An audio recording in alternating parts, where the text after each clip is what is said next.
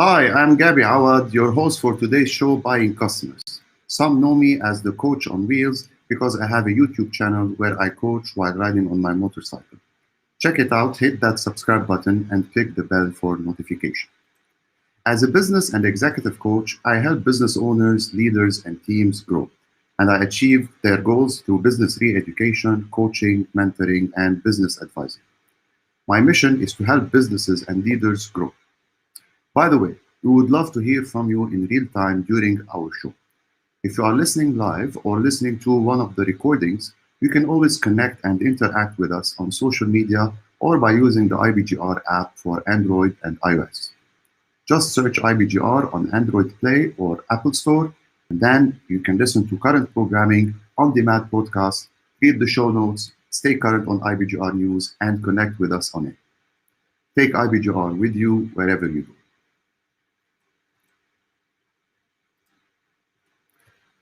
If this is your first time listening, welcome. And if you are a returning listener, welcome back.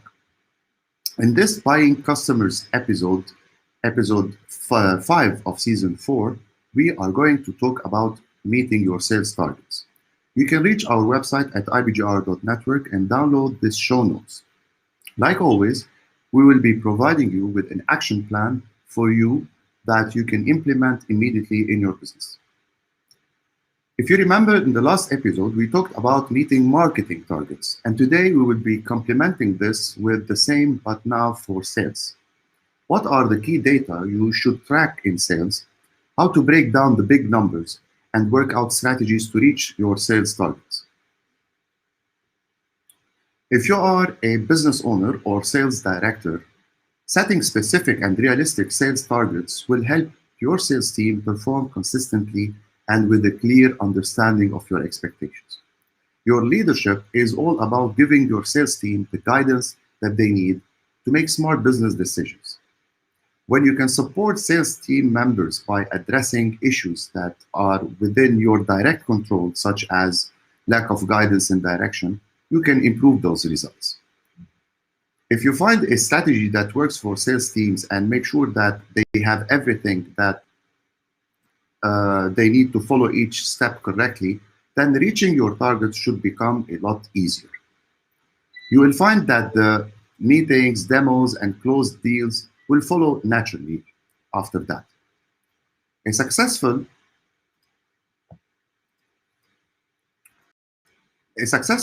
sales action plan is all about focusing on the proactive actions that your business can invest in and letting the process develop for everyone.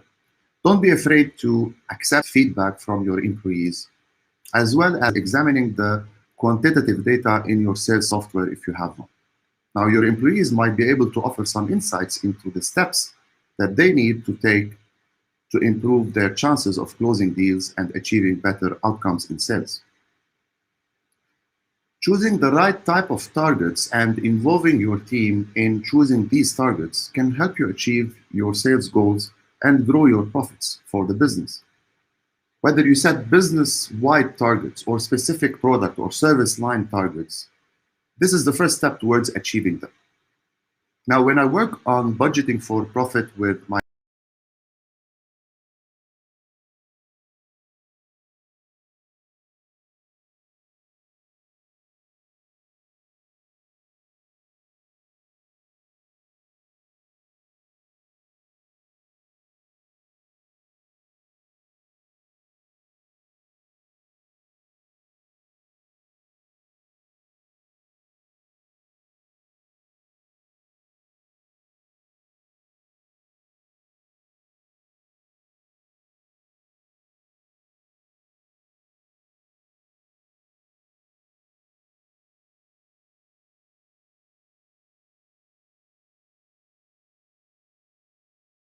to 90 days periods,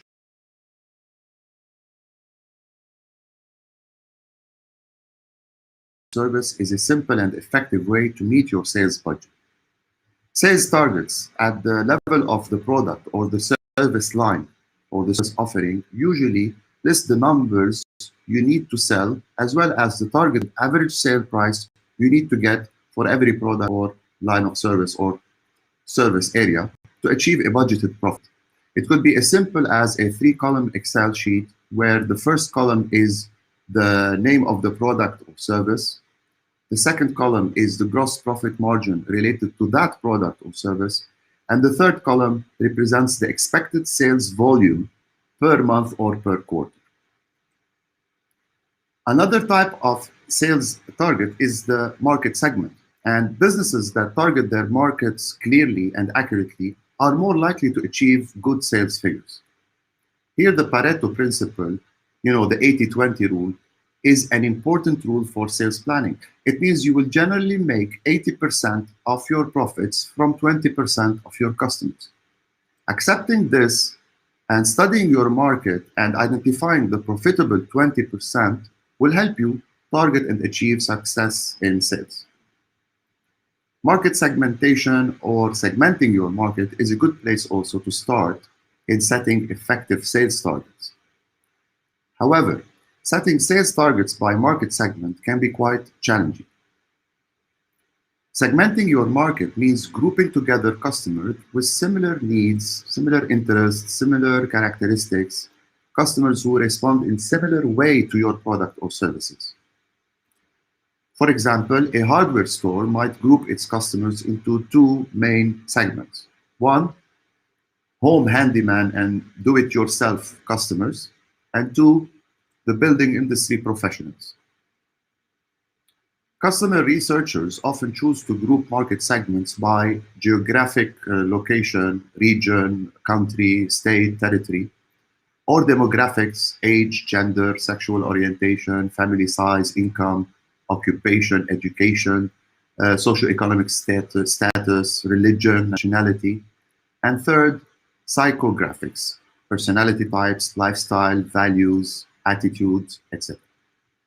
Using your marketing plan as a guide will help you achieve your sales targets by pitching your products and services to these characteristics of your market segments.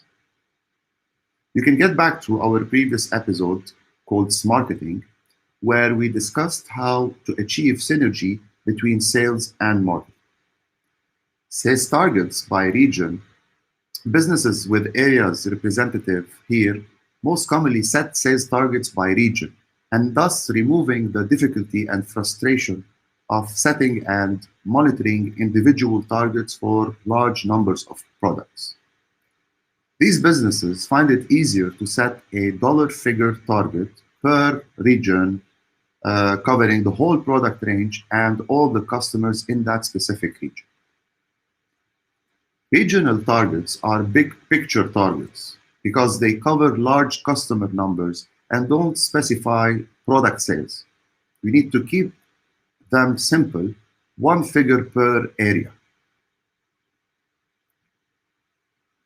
Your sales targets will grow with your business. A good sales plan is a plan that sets targets in areas that will drive business growth. For example, if the market is hungry for gym clothing, then these plans should focus on increasing targets for that range. While setting sales targets, you need to consider the profit margins each of your revenue streams will achieve. You can always shrink your margins to achieve sales targets, but we don't want that to happen. We don't want to live by discount. If you discount, you will die by discount. You will attract price shoppers. Therefore, you will be competing on price with the competition. Second thing, you need to be realistic. Your targets must be supported by a marketing plan, and you should keep all your business costs in mind while planning for growth. Now, there's a break-even point, and your break-even point is the number of units of your products or services that you need to sell to cover your fixed costs or overheads, such as rent, electricity, insurance, and payroll. Keep this in mind when setting your sales targets. Do you know your break-even point per quarter, per month, per week, per day even? You can determine your break-even point by itemizing all of your known fixed annual costs and then working out the volume of sales in units required to cover those costs. This is called CVP analysis, cost volume profit analysis. With break-even now in mind, minimum sales requirements is the point at which both your fixed cost and your profit goals are covered by your gross profit. What are the sales strategies that will contribute to achieving your targets? Sales strategies, you must have sales strategies in place to meet your targets. There are a range of strategies that you can use, including how you will keep existing customers, retention.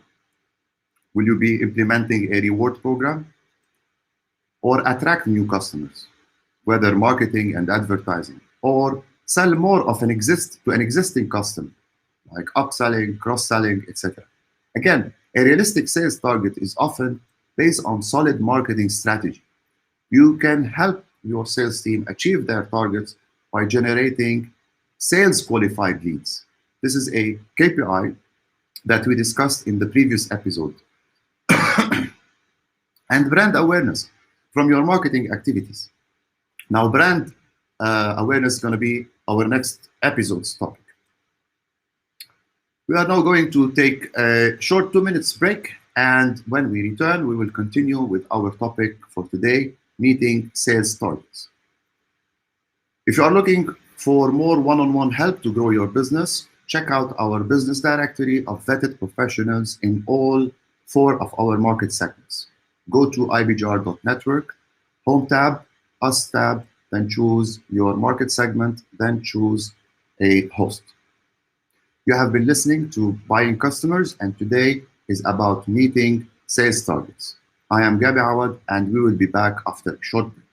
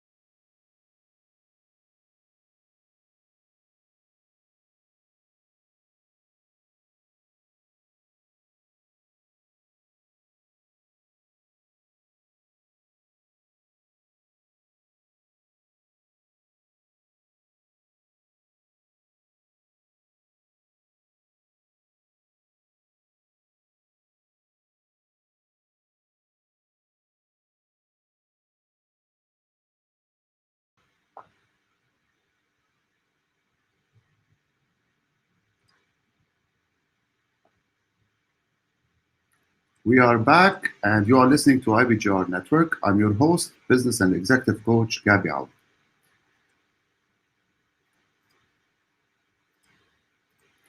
In this episode of Buying Customers, we are discussing the importance of setting and meeting sales targets in your business. Go to our website at ibgr.network and download this show notes.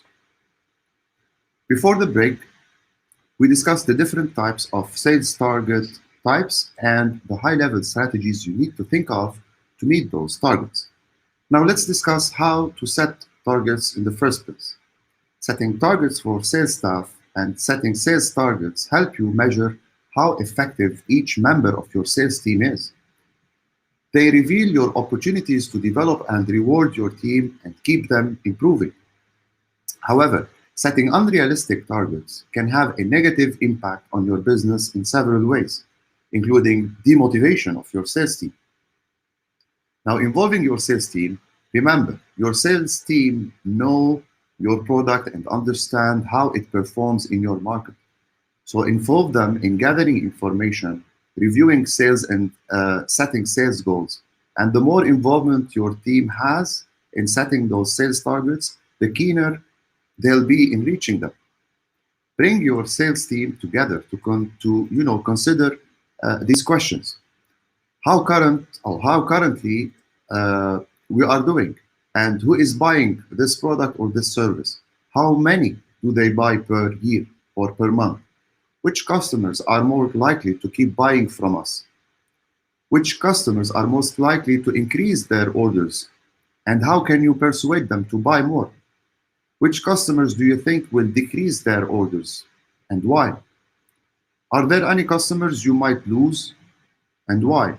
How many new customers do you need in order to maintain existing sales and reach your targets? What are your sales patterns throughout the year, etc.? If they are seasonal or related to a business cycle, consider this also. Now, to encourage your team to meet their targets, you must always motivate them. It could be small incentives such as movie passes, theater tickets, or end of year or end of quarter bonuses. Now, another great opportunity to assess if your sales team needs development is by using these regular meetings during which you use your sales target reviews to identify, who needs training, who needs development, etc. in your sales process.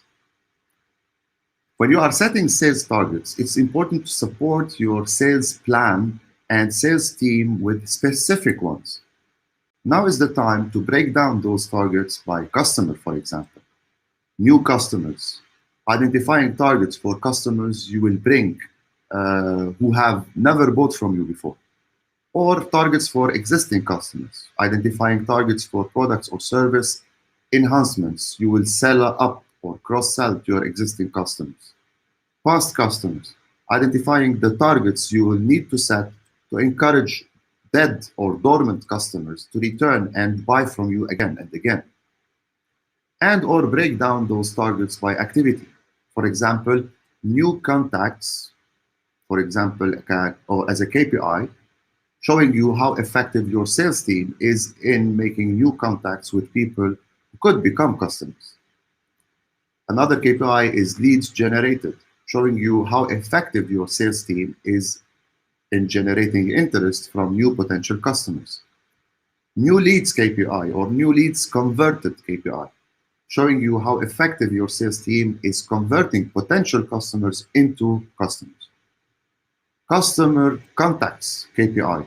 This KPI shows you how effective your sales team is maintaining and building interactions with existing customers. Indicate the number of phone calls and face-to-face meetings your team should make each day or each week to meet those targets. You should and need to go to this level of details to be able to assess all the areas of the sales team engagement with your product, with your service, and with your clients. You cannot set sales targets without a comprehensive and complete forecast. So you have to do a sales forecast exercise. So let's talk about that for a second. Using your sales history and market research, you can forecast the number and value of sales you expect to make. You can then set targets for the sales you would like to make and figure out ways to achieve your targets. Record your business yearly sales performance by product sales. This allows you to determine your performance and make improvements to your sales strategies over time. You may choose to keep more regular records, for instance, weekly, monthly, or quarterly. Now, if you are starting a new business, market research will help you find useful information about sales performance or projections in businesses similar to yours. Use your sales history or market research in all cases to forecast month by month predictions of the sales you expect to achieve. List them by specific product line or service line or service and or market segments. It is important to make realistic forecasts. Don't forget that. So include how many new customers you will gain each year, how many customers you might lose each year, what your average volume of sale is for each customer, particular month where you win or lose more customers than usual, depending on circumstances or casual month like December is a slow month, for example.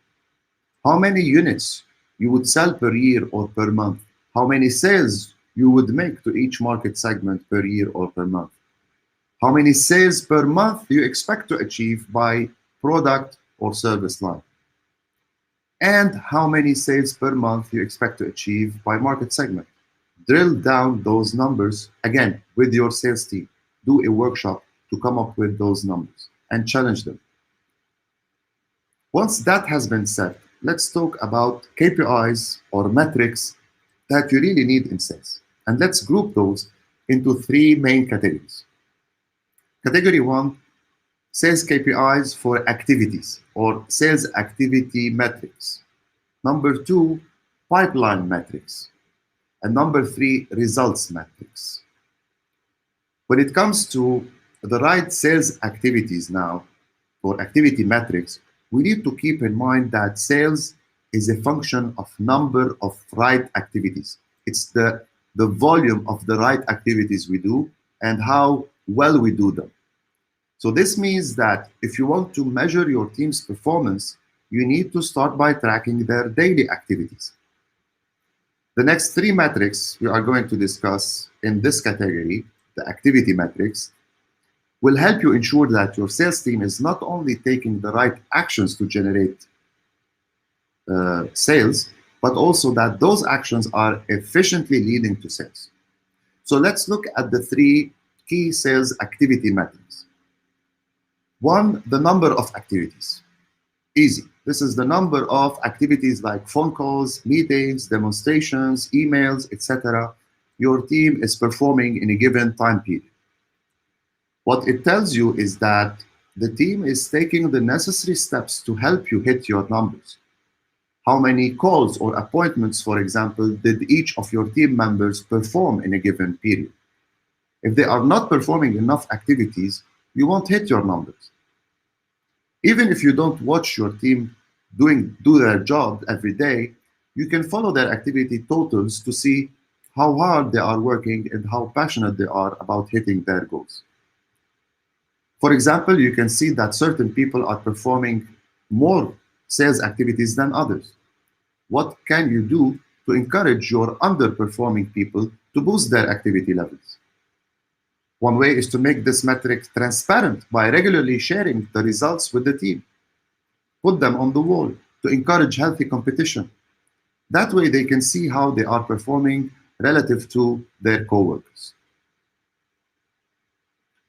We are now going to take another short 2 minutes break. And when we return, we will look at how to track sales targets. We will continue with some KPIs in different categories, like the pipeline metrics and the results metrics. But let's get social on the new IBGR app. You can chat with our mentoring groups in the chat tab or interact in the app social group. just go and download the app from Google Play or Apple Store and be social with us. Take IBGR app wherever you go. You have been listening to Buying Customers on IBGR Network.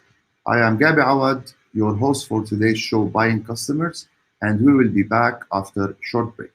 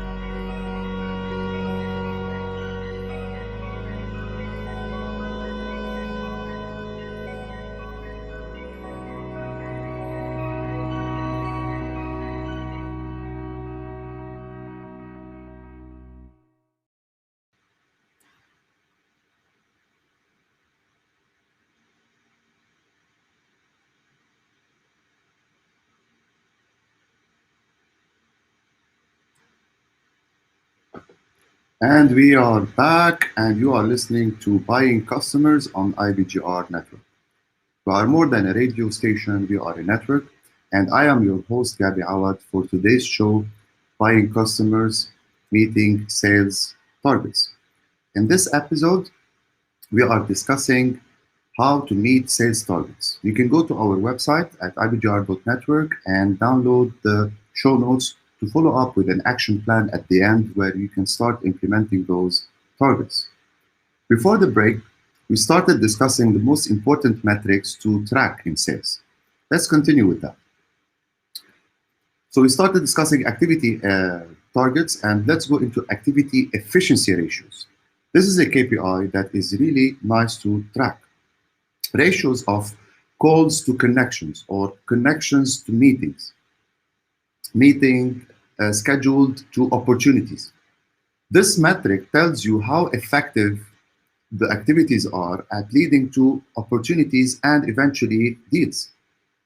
Tracking efficiency ratios is important because it shows you the downstream conversion rates of these activities, such as how many calls it takes your salespeople to land a single opportunity.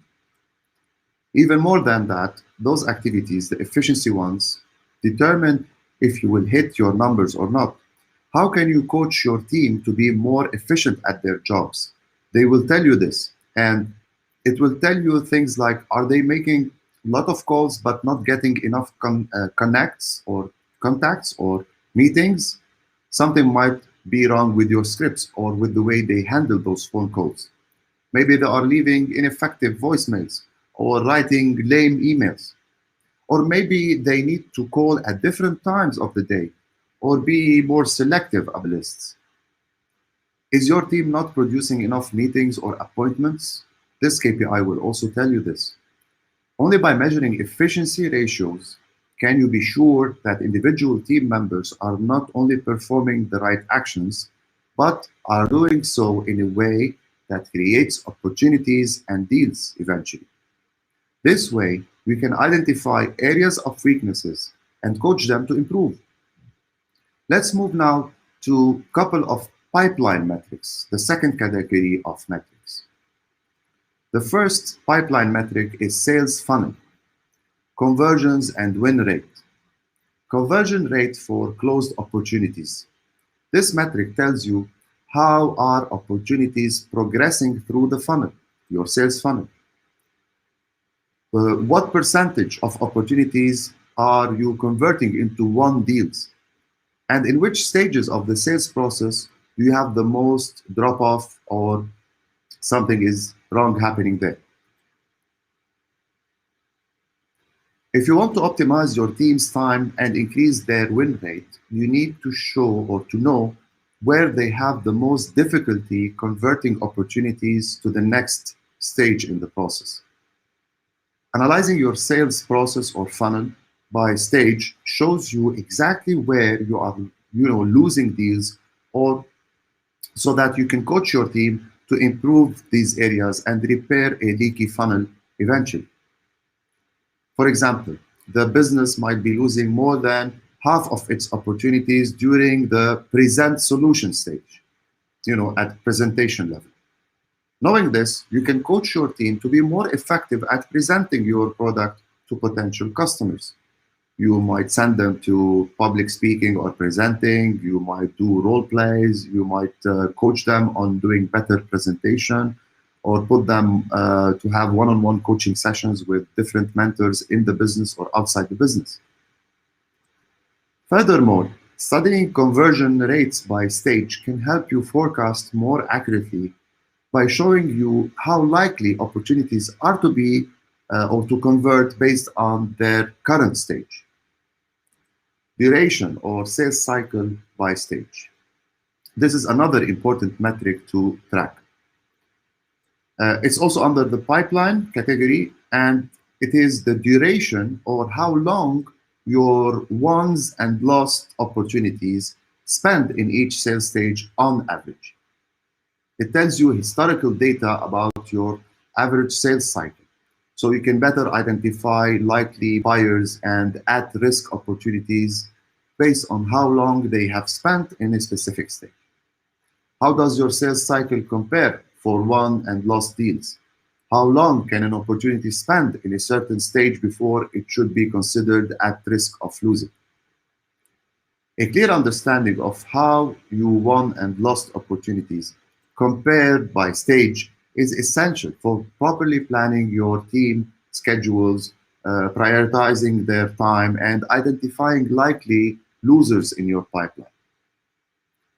The amount of time an opportunity spends in a funnel stage has a strong correlation to its likelihood of becoming a won deal or not. Too often, your team have happy ears when qualifying their opportunities.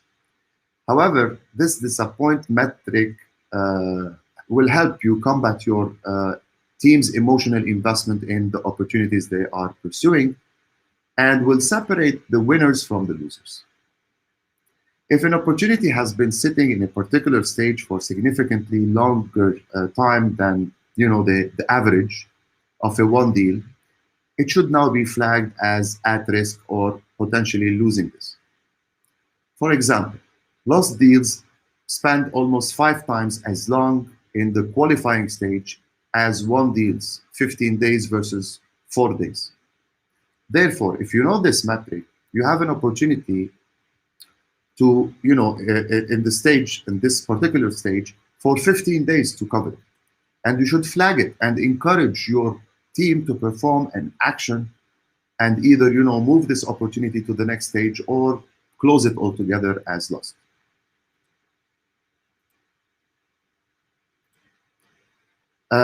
Now let's see metrics-driven sales results like forecasts, and this is revenue prediction based on historical conversion rates and number of opportunities you are currently having in the pipeline.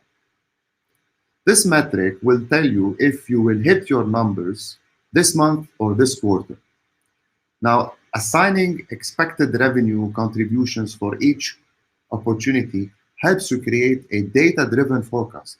So you have a clearer understanding of where you stand against your revenue goals. An accurate forecast is the key to staying on track with your numbers, and this means using historical conversion rates and opportunity-specific information to project leads. This, of course, is a complicated equation that needs to take into account the current stage of the opportunity, the personal win rate of the team member who owns it, and your company's historical performance for similar leads. Keep it simple, but for example, you can see that bookings forecast based on the current pipeline is significantly higher than the forecast made using previous month. No forecast will ever be 100% accurate, but it is important to study your projected forecast as carefully and from as many angles as possible. Let's move now to the third category, which is results metrics. This is where you measured your team's activities, prioritized their pipeline based on historical data, and tracked how your pipeline is changing over time. Now, at this stage, or at this point in time, it's time to see how the strategies are working. Did your team hit their quotas? Did they win the deals you expect them to? Did you have enough salespeople to tackle your pipeline? Are you, as a team or an individual, hitting your numbers or not? In this category, we will explore the metrics you should use to ensure that your sales results are in line with your expectations. Those are results-specific KPIs. We will look at most important ones. The closed sales versus goals KPI. This is the number and value of deals your team have won compared to their goals. It should tell you things like, are your people hitting their numbers? And how many deals does a given person need to book over the remainder of their selling period to hit his or her goals? It is important to analyze sales versus goals KPI by individual team member and not in an aggregated manner, so you can identify which team member is performing well and which ones are struggling against their goals. This will also help you determine the gap between the actual sales and the quota set per team member. So you can better devise, coaching strategies or mentoring or training to help those struggling people and to help them improve. It is also a good way to encourage healthy competition among your people by publicly displaying their performance. Another KPI is won over lost analysis by close date. Won over lost analysis by close date KPI. This metric tells you how well your team performed at a converting opportunities into won deals during a given time period and how your team win rate is changing over time. Your team's win rate has a huge impact on your ability to hit your numbers. So it is essential that you track it closely, not just as a static value, but over time. Has your team's win rate been rising or falling? Does the number of opportunities in your pipeline affect your team win percentage or not? By analyzing your team's win rate, you can give yourself a deeper understanding of how effectively your reps are closing deals and what is influencing their win rate. Another KPI in this area is the sales cycle, and this is the average sales cycle by team member. It tells you how long, on average, it takes each of your team members to move an opportunity from qualification to closing. How long your sales are taking time to do this. It is important not to only look at your business win rate, but to look at it broken down it by individual team member and to follow up on it. Now we are going to take a short 2 minutes break, and when we return, we will continue with a recap and an action plan uh, to put in your business.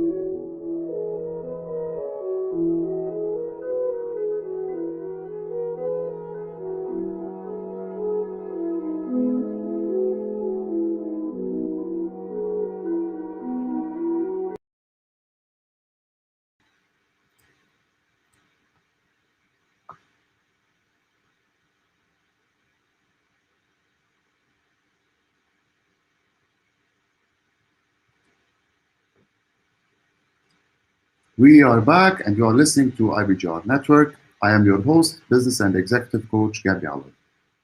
In this episode of Buying Customers, we are talking about the importance of setting sales objectives, sales goals, and sales metrics, and testing and measuring everything when it comes to those sales targets. You can go to our website at ibgr.network and download the show notes. The calculations needed to measure sales metrics may seem simple, but they can quickly become complex and multi-layered. Only by carefully measuring your sales team's performance will you be able to manage it effectively. What you cannot measure, you cannot improve. And in sports, if you don't know the score, you cannot improve the score.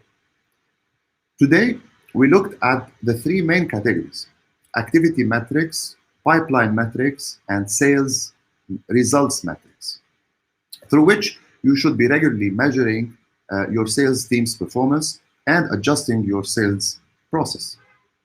And we saw some important KPIs in each category.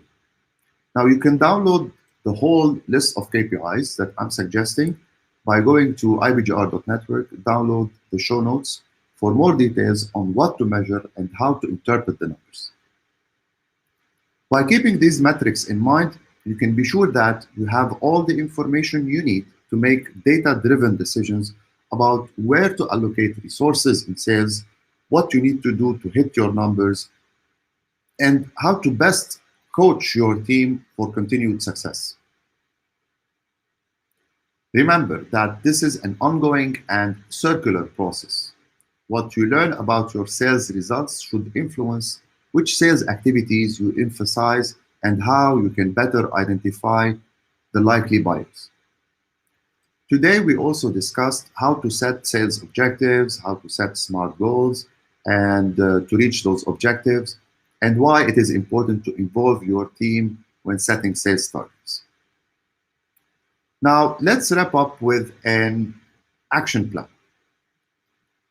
Again, you can go to ibgr.network and download the show notes to start your game plan towards achieving those sales targets.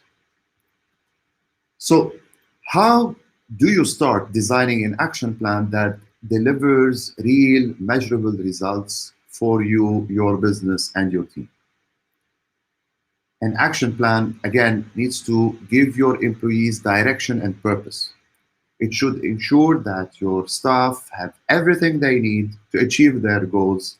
And the more details your action plan is, the less likely it is that your team will end up using it or following it. It becomes more confusing and they will struggle to make decisions for themselves if it's a detailed, very detailed action plan. So a good plan here is a simple plan. Keep it simple, keep it on paper, keep on meeting to discuss the plan and track the implementation of this plan. Here are the 9 steps for a sales action plan to meet your targets. Step 1, identify your ideal clients. Identify your ideal clients.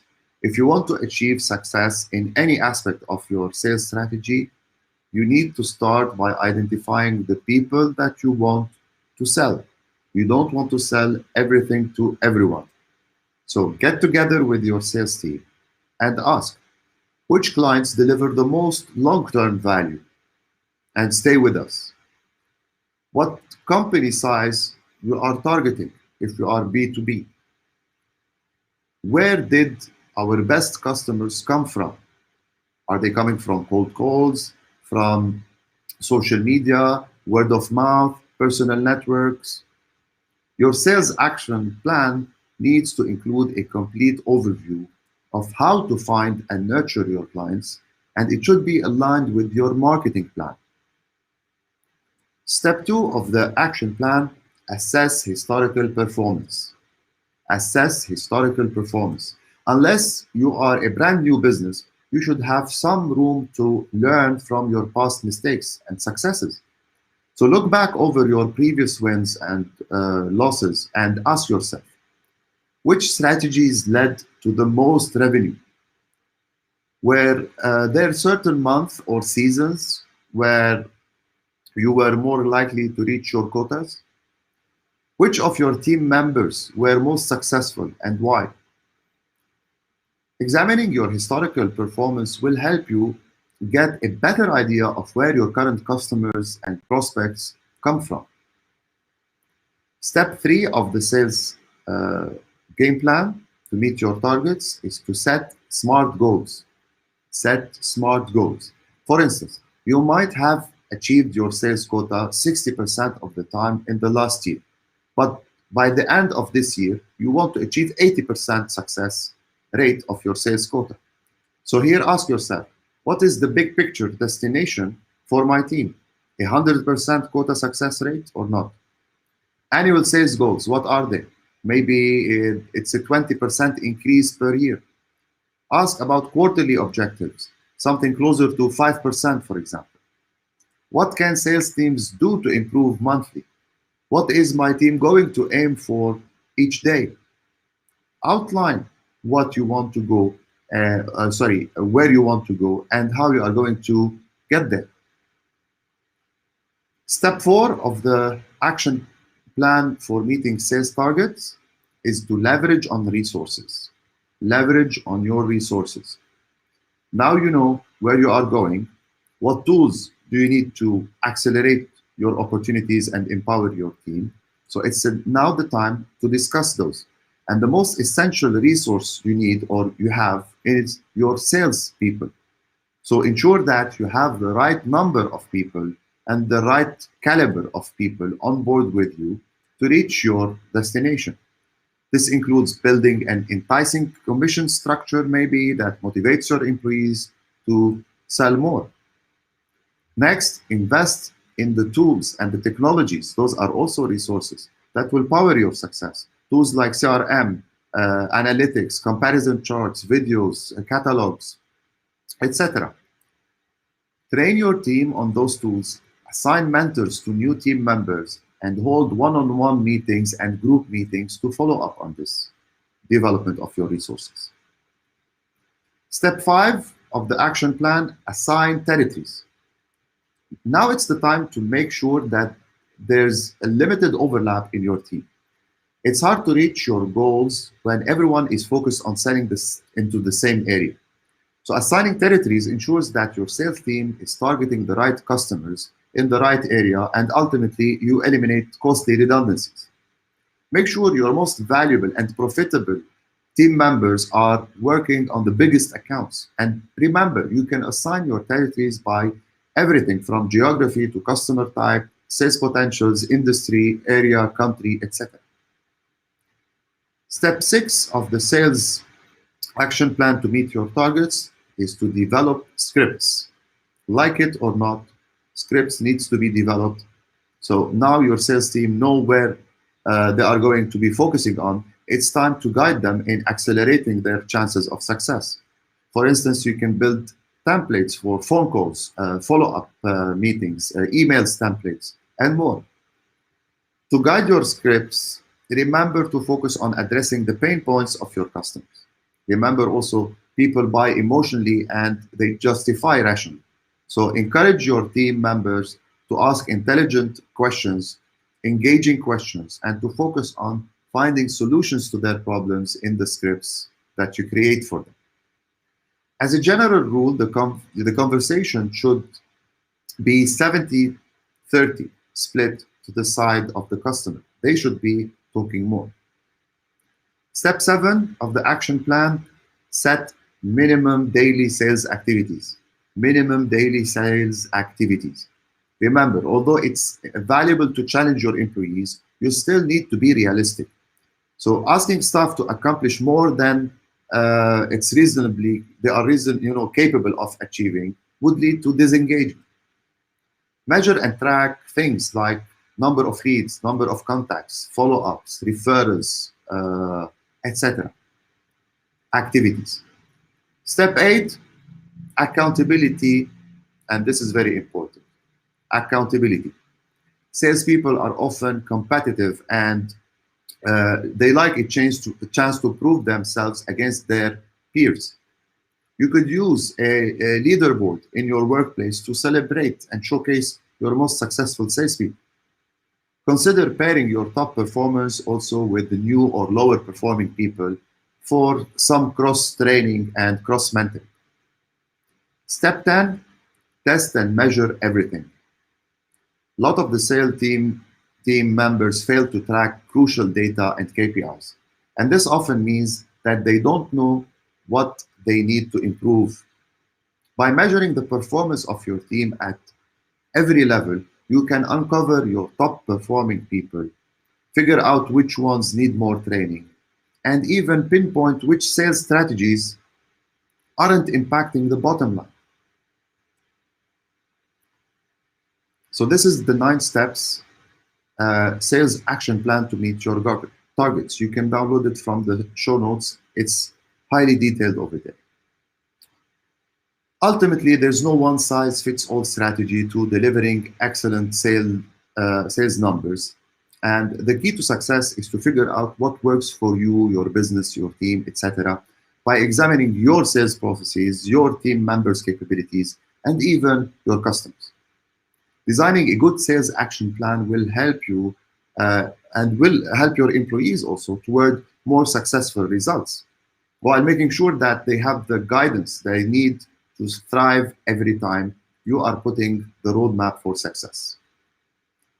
Next week, we will talk about you as a brand and how to find your uniqueness and how to use it in marketing and sales. Try not to miss it. And if you do, you can always listen to the recorded podcast. You have been listening to Buying Customers, and today we talked about setting and meeting sales targets. Be safe, wear a mask, be responsible. I'm Gabi Awad, and we will talk next time. Thank you for listening.